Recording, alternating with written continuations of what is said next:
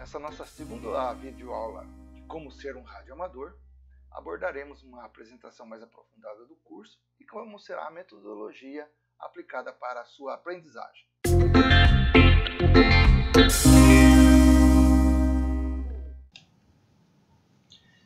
Como a gente já abordou no vídeo anterior, a Anatel, então, para otorgar o COER, consequentemente se obter a licença da estação, ela exige que se passe em testes, em provas, em exames.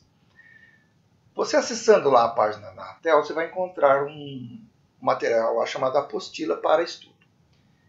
Na verdade, aquela apostila que está lá é um conjunto de perguntas e respostas.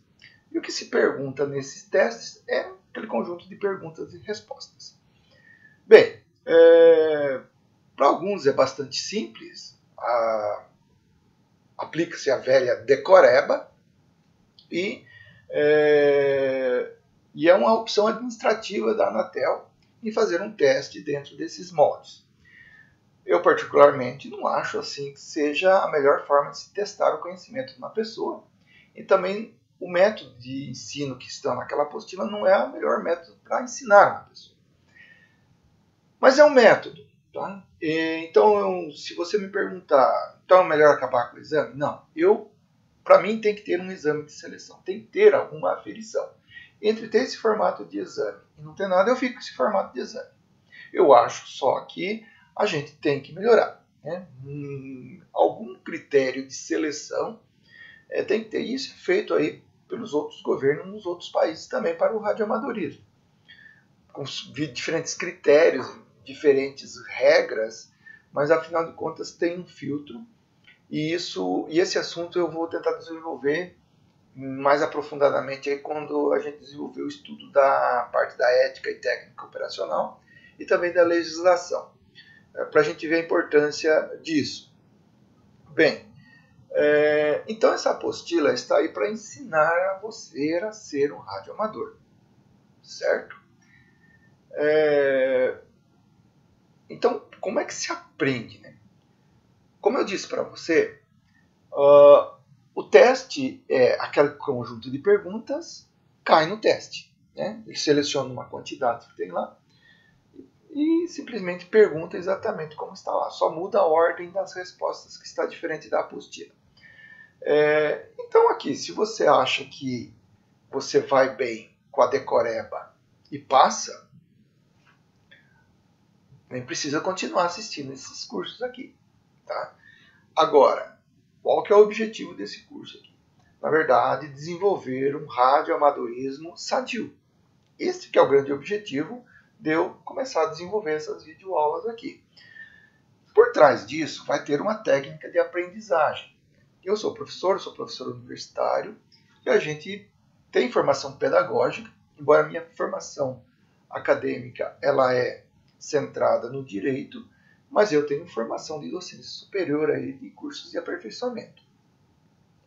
Então, entre as metodologias que a gente poderia escolher, eu poderia escolher perfeitamente a da decoreba, o que a gente chama de aprendizagem mecânica. Apresentaria a questão e diria, a questão certa é essa. Então, decore isso, uma técnica de decorar. Né? Nós vamos aplicar essa técnica de decorar em algumas passagens, principalmente lá na apostila que envolve a radioeletricidade. Mas, como eu disse antes, a gente quer ter um desenvolvimento de um radioamadorismo sadio. Tá? E para isso, esse estudo aqui, nós vamos centrar em dois métodos pedagógicos ou métodos de aprendizagem aí bastante conceituados. Né? Um deles é o da pedagogia da autonomia, desenvolvida pelo professor e pedagogo brasileiro Paulo Freire, em que o sujeito, a hora que ele vai estudar, ele pega todos os elementos que cercam o seu ambiente, tá? E vai combinar com aquilo que o professor está transmitindo. Veja que, embora fale pedagogia da autonomia, o professor não está fora. Né? O professor é uma parte do processo que está aí dentro. Então, a partir do momento com elementos que você já tem, né? Que é do seu arcabouço, da sua cultura, daquilo que você conhece, Mas o que será apresentado na apostila e do que a gente já conhece do universo do radioamadorismo, você vai formar a tua aprendizagem. Você vai ver que, dependendo da pergunta, não precisa decorar. Basta você inteirar o universo que cerca aquela questão. Esse é um ponto. O outro ponto, outro método de aprendizagem que a gente vai utilizar também é o da aprendizagem significativa. Ele era psicólogo americano, o David Ausubel, da chamada aprendizagem significativa. Ou seja, você tem uma série de elementos que é do teu conhecimento, não foge muito do método do Paulo Freire, mas a partir do momento que você tem esses elementos, ou então que o professor apresente esses elementos, tá? E o professor revele o significado daquilo, você passa a entender, por isso significativo, você vai encontrar o significado por que é daquele modo. Então vai haver uma combinação dessas duas formas de aprendizagem para você ter um desenvolvimento rápido. Quer dizer, não vai ficar se fiando em decoreba na aprendizagem mecânica. Só vai utilizar ela a partir do momento que as aulas aqui forem insuficientes. Vai ter momentos, vão ter assuntos que não é do meu domínio, e eu vou dizer que não tem esse domínio aqui. E às vezes, para a prova, isso serve.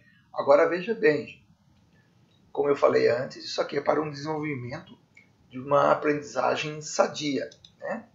Um radioamadorismo sadio. Aprendizagem mecânica, depois que você fez a prova, você esquece, ela não volta mais e não tem jeito. Por isso que aquela eternidade, tá, do professor tentar explicar a tabuada. Então, nessa aprendizagem mecânica, aí você teve que decorar a tabuada, por exemplo. Mas você sabe como uma tabuada é montada? Né? Por que ela funciona assim? Provavelmente você sabe. É quase certo que você sabe que a tabuada de vezes é dessa forma. Mas garanto, né, que é quase certo que você só foi entender, né, a essência ou a significância da tabuada de vezes muito tempo depois. Provavelmente, quando você for estudar a tabuada, você aprendeu desse modo. 1 vezes 2, 2. 2 vezes 2, 4. 3 vezes 2, 6. E assim por diante. Então, a tabuada do 2. Essa é a chamada aprendizagem mecânica, em que simplesmente se decora. Não é a melhor forma de se estudar. Tá? Talvez serve aqui para tabuada, tudo bem, mas muita coisa decorada, depois que utilizou, é esquecido. E o conhecimento a gente tem que tentar guardar o máximo que pode. É óbvio que a gente vai usar a aprendizagem mecânica, principalmente quando for ver sobre o código Morse. Nós vamos ver isso mais adiante. Agora veja essa tabuada aqui que a gente vai chamar de tabuada do 3 em 3. Prestou atenção? Tabuada do 3 em 3. Olha o que está querendo dizer com isso. Né? Vejam bem. 3 mais 3, 6. 6 mais 3, 9. 9 mais 3, 12. E assim por diante. Então, quando eu falei da tabuada do 3 em 3, ou se eu falasse a tabuada do 3 mais 3 mais 3 mais 3, né, a criança ia perceber que tinha algum lance ali no meio, né, algum significado. Daí ele vai perceber, olha, então realmente a tabuada do 3 conta-se de 3 em 3. A do 4, então é de 4 em 4. A do 5 é de 5 em 5. Você provavelmente já percebeu isso e faz muito tempo que você percebeu isso. Mas quando era criança, talvez tenha demorado bastante. Bem, quando o professor então fala a tabuada do 3 em 3, ele muda, ele dá um significado para a aprendizagem. Então, veja só, tem 8 bolas, tem um monte de caixa. Em cada caixa cabem 4 bolas. Quantas caixas vou precisar para guardar essas bolas? Essa conta a gente sabe fazer, tranquilo, mas para a criança, né, para dar o significado, teria que mostrar isso aqui. Né? Eu pego 2 caixas, dentro dela coloco 4 bolas, então eu vou dizer que Quando 2 vezes uma coisa multiplicado por 4 unidades dela, vai dar 8. Então eu falo para a criança, olha, você pega e tire de dentro da caixa cada bola e conta quanto tem. Ela vai fazer essa contagem. Vai dizer, opa, tem 8 bolas. Este universo, com esse recurso pedagógico, por exemplo, vai dando autonomia para o aluno aprender. Então, você provavelmente já deve ter ouvido alguém falar assim, olha, meu avô, meu bisavô, não sei quem era ou é analfabeto, mas sabe fazer conta e nunca foi na escola. Mas, claro, ele achou o significado da matemática. Ele aprendeu autonomamente isso. Qual que é o papel do professor dentro dessa circunstância? Simplesmente ser um catalisador, um acelerador desse processo de aprendizagem. Somar aquilo que ele conhece, adotar técnicas de aprendizagem para se aprender rapidamente. Do contrário, vai ficar aí tentando decorar a apostila e tentar acertar as questões. Faz parte. Então, essa é a aprendizagem significativa. Né? A aprendizagem pela pedagogia da autonomia, né? os seus valores são trazidos para dentro desse conhecimento aqui. Mas veja só, né? Hoje você está assistindo essa videoaula aqui, provavelmente você já está dentro desse processo da aprendizagem significativa ou então da aprendizagem aí através da pedagogia da autonomia. Você está tentando ser autônomo. Né? E aqui nós vamos ajudar. Né? O próximo passo, esse assunto aí você vai desenvolver sozinho, ou vários desses assuntos, você vai desenvolver sozinho. Então, antigamente, né, o que é o professor? O professor é aquele que professa, que transmite. Era o sujeito que tinha o conhecimento. Era ele que tinha sabedoria e ele que transmitia. Hoje não é isso. Hoje o professor ele é um interventor no seu meio de aprendizagem. Como você vai aprender, o professor só vai ser um facilitador para isso. Encare dessa forma esse curso, então. Tá? Antigamente, então, se utilizava de recursos pedagógicos. Vamos pegar aí o clássico de todos eles, que é a fábula. Né? Jesus utilizou muito da fábula, por exemplo, do filho pródigo, do bom samaritano. O que tem a fábula? Tem uma moral da história aí por trás. Não vamos voltar a falar dessa história da fábula aí. Mas tentava se dar um significado. Né? Mas era um recurso do tempo que não tinha papel, não tinha vídeo, não tinha internet, não tinha rádio, não tinha nada. Né? As pessoas tinham que escrever na areia, né? Lá na praia, para escrever, né? O José de Anchieta fazia isso.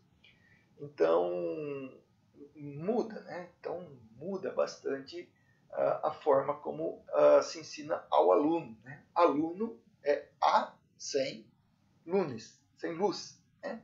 Então, o professor é o que tinha o conhecimento, o aluno, que era uma mente vazia, um sem luz, era iluminado por esse professor. Ficaram-se os nomes. Mas o método de ensino, de como se ensina, modificou. Então, no tempo de Jesus se utilizava a fábula para algumas coisas, é válida ainda, né? Mas nós vamos empregar em métodos mais modernos. Então, a próxima aula aí nós já vamos iniciar então nessa parte da técnica e ética operacional. Para você, um grande 73.